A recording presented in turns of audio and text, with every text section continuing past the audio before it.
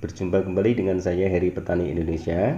Pada kesempatan kali ini saya sedang melakukan pemanenan tanaman cabai saya yang ke-30 kalinya. Untuk kali ini pemanenan yang saya petik yang masih putih-putih, belum menguning teman-teman, dengan harga Rp80.000 untuk 1 kilonya. Tapi di samping itu saya juga akan menjelaskan bagaimana tata cara perawatan tanaman cabai ini. Walaupun pohonnya tua tapi masih berbunga dan terus membuahkan buah-buah yang maksimal. Silahkan teman-teman tonton videonya, siapa tahu video ini bermanfaat. Dan buat teman-teman semua yang baru menemukan channel saya Heri Petani Indonesia, tolong bantu like, komen, dan subscribe. Siapa tahu video-video yang saya upload ini bisa memotivasi dan juga bisa menginspirasi teman-teman semua untuk dijadikan tahap-tahap pembelajaran bercocok tanam ataupun menanam tanaman cabai agar tetap subur.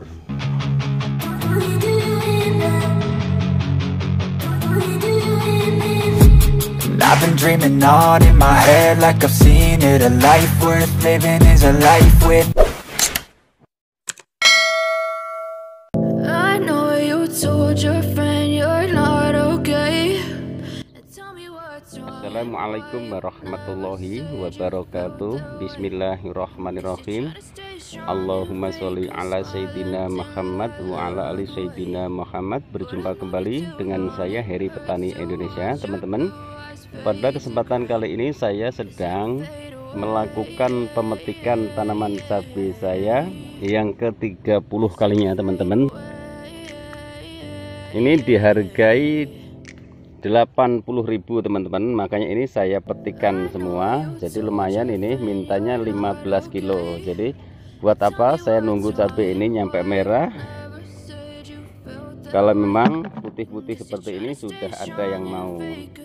Terima kasih selama ini telah mensupport channel kami Heri Petani Indonesia. Minta doa dan dukungannya. Mudah-mudahan apa yang kami lakukan di sini bisa memberikan dan bisa memotivasi sahabat-sahabat kami semua, khususnya yang ingin berbudidaya tanaman cabai ataupun menanam tanaman cabai.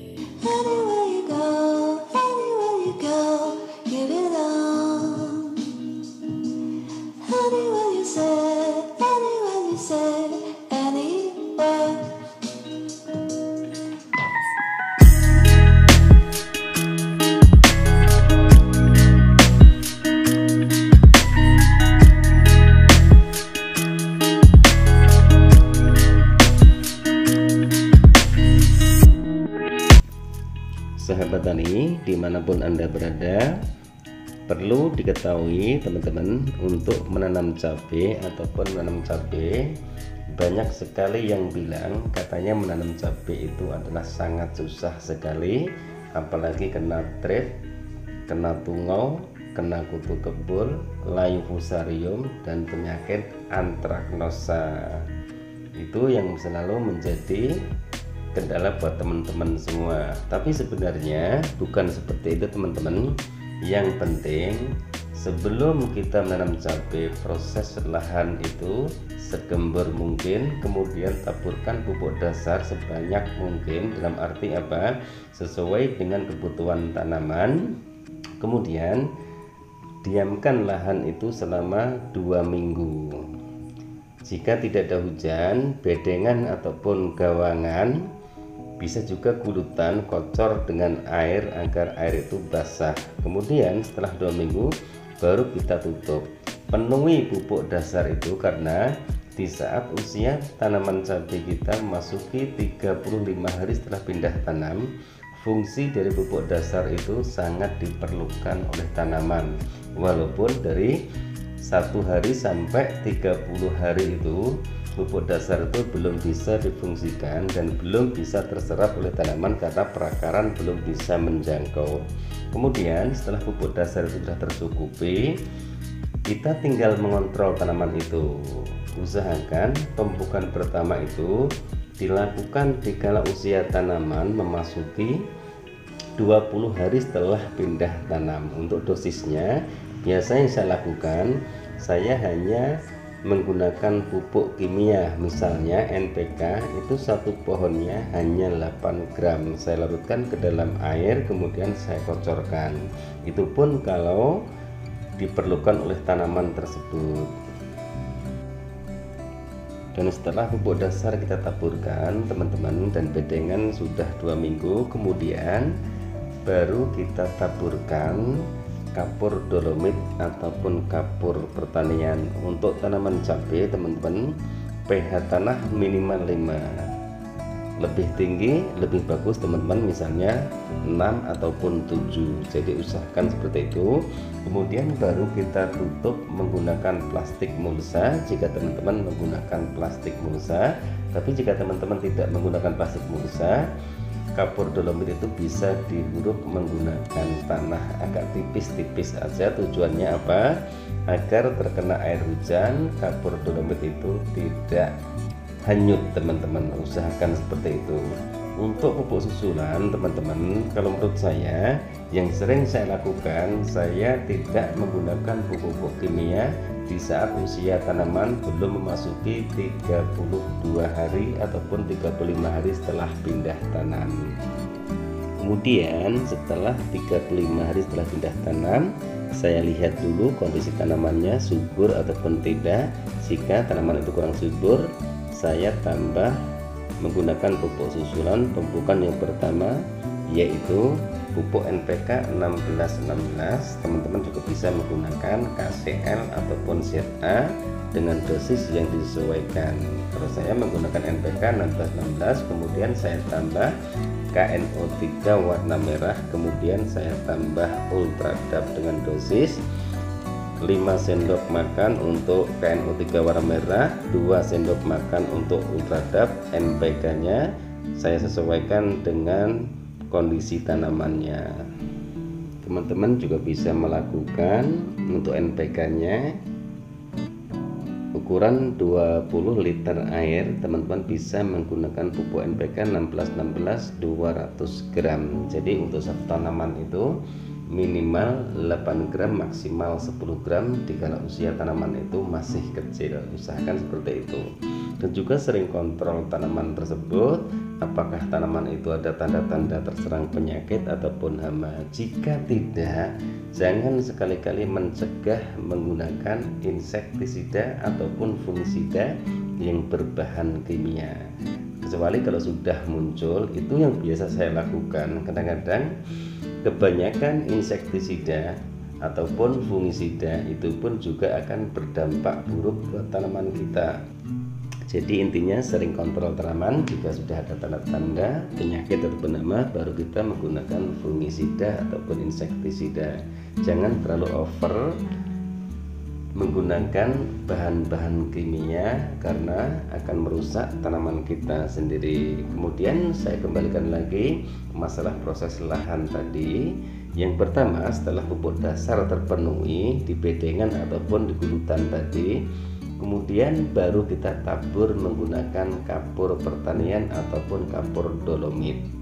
Jika teman-teman menggunakan plastik mulsa, setelah kita taburkan kapur dolomit, baru plastik mulsa itu kita tutup. Jangan dilubangi dulu teman-teman, tunggu sampai 1 minggu.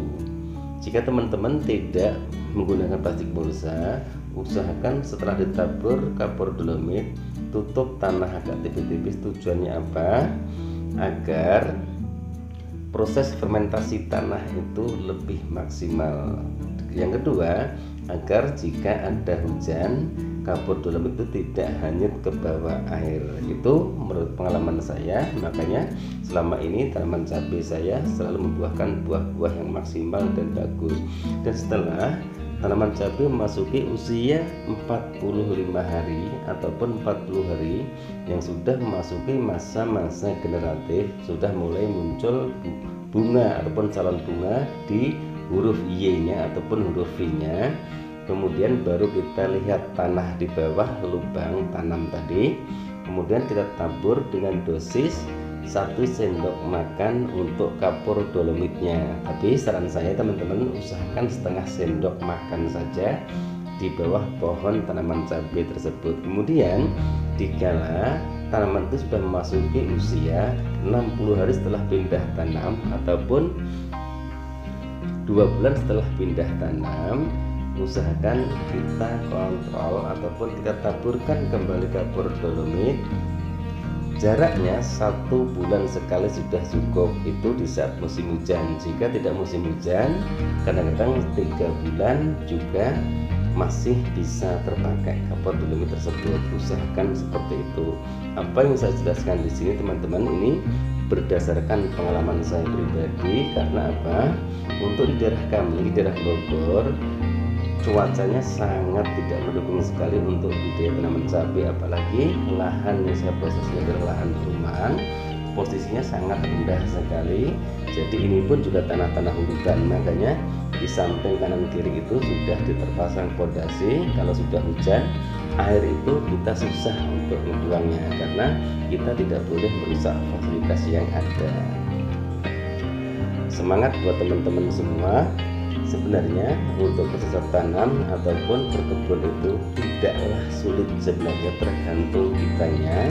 Asal kita ada kemauan, kita ada niat, insya Allah apa yang kita tanam akan membuahkan tanaman yang subur dan memberikan buah-buah yang maksimal buat diri kita. Itu pengalaman saya teman-teman. Di sini tujuan kami hanya ingin berbagi pengalaman saya pribadi, dan teman-teman juga bisa lihat hasilnya seperti apa, mulai budidaya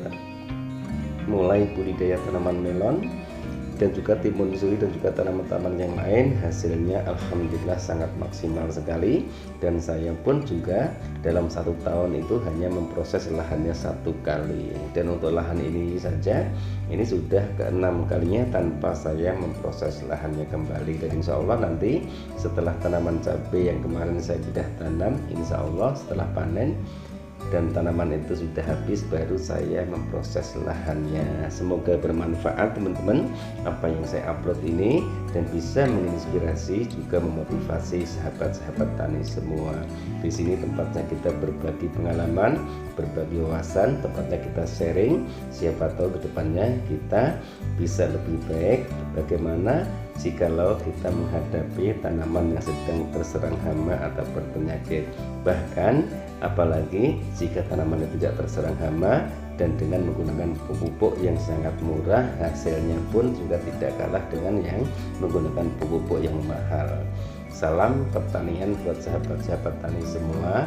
Mari kita bersatu padu untuk memajukan pertanian di negeri kita ini. Tujuannya apa?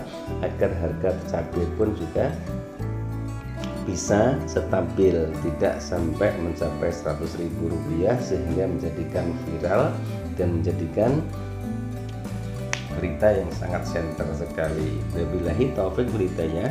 Wassalamualaikum warahmatullahi wabarakatuh. Salam sukses buat Anda, salam sukses buat para petani di seluruh Indonesia.